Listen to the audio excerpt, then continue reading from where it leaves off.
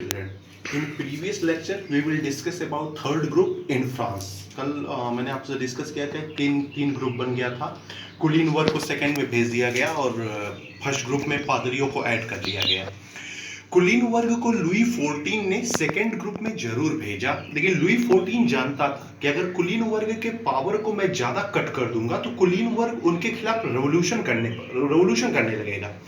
इसलिए लुई 14 ने क्या किया, उनके पावर को जरूर कम किया, लेकिन इतना नहीं कम किया कि वो किसी प्रकार का कोई रेवोल्यूशन कर सके। लेकिन कुलीन वर्ग का कुछ पावर कटिंग हुआ था, इसलिए कुलीन वर्ग कहीं ना कहीं मोनार्की से नाराज जरूर था। चलिए, सेकंड स्टेज में तो कुलीन वर्ग आ गया। कुलीन वर्ग का पूरा पावर तो अभी गया नहीं, कुछ पावर था। तो यहां क्या किया, कुलीन वर्ग ने सेकंड स्टेज के मिडिल ग्रुप जो मध्य वर्ग था उसको डोमिनेट करने लगे, यानी मिडिल ग्रुप के पावर को वो खत्म करने लगे।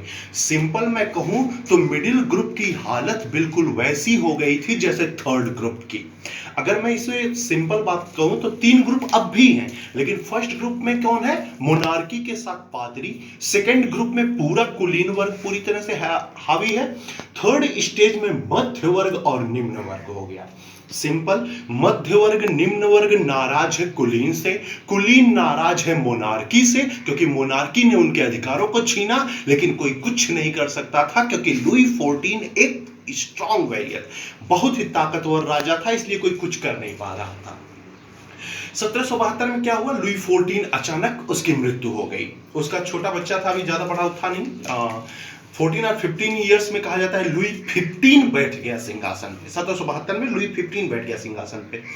अच्छी बात यह है, फ्रांस के राजाओं का आपको नाम नहीं ध्यान में रखना होगा, बस एक ही नाम याद रखो, लुई। 1 2 3 4 5 6 से लेकर 16 सब लुई राजा ही बने और कोई राजा रानी नहीं बना, यही सब राजा ही थे फिर 16 तक। चलिए, 15 राजा बना, पिता था नहीं, तो लुई 15 क्या हो गया, उस तरह का अच्छा शासक नहीं बन पाया जैसे लुई 14 कभी था। लुई 15 ने क्या किया, मैनेज नहीं कर पाया, कुलीनों के कुछ अधिकारों को दिया, कुछ छीना, कुछ दिया, कुछ छीना, वो समझ नहीं पा रहा था क्या किया जाए। अब कुछ समय ये जरूर राज किया, और कुलीनों ने जब जाना कि मोनार्की उतना ताकतवर नहीं है, तो वो धीरे धीरे शासन पे अपना प्रभाव बढ़ाने लगा। समय आगे बढ़ रहा था, कुछ नाराजगी थी, मिडिल वर्ग अपना चाहता था कि किसी न किसी प्रकार मेरा अधिकार मिले, ये कुलीन अपना चाहता था, मोनार्की अपना बनाए रखना चाहता था, कि 1788 में लुई 15 मर गया। लुई 15 जब मरा तो उसका भी एक पुत्र हुआ था, वो भी बहुत ज्यादा एज नहीं था, वो भी नाबालिग ही था, और वो लुई 16 था। जब इतना बड़ा रेवोल्यूशन होने के कगार पे था और लुई 15 मर गया, लुई 16 को समझ ही नहीं पा रहा था कि मैं कुलीनों को रोकूं कैसे, क्योंकि कितना भी वो सब समृद्ध थे, ऊपर से आप निचले तबके के इंसानों को भी नहीं संभाल पा रहे थे। क्यों?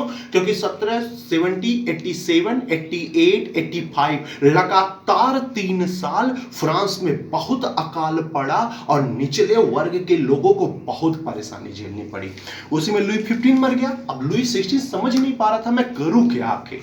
लुई 16 ने क्या किया, गवर्नर जनरल की एक मीटिंग बुलाया। इसे कहते हैं meeting of governor general in France. 175 साल बाद ये मीटिंग बुलाई गई थी। बड़ा सिंपल क्वेश्चन, गवर्नर जनरल क्या है सर, ये मैं तो अभी तक सुना ही नहीं था, तो आपको पता होना चाहिए।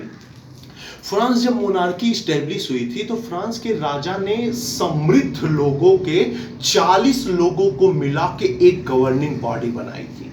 ये 40 लोग बिल्कुल मोनार्की की तरह पावर रखते थे, लेकिन समय आगे बढ़ा, दूसरे राजाओं ने इसे खत्म करने की कोशिश किया, लेकिन लुई 15 ने इसे फिर से जिंदा किया था।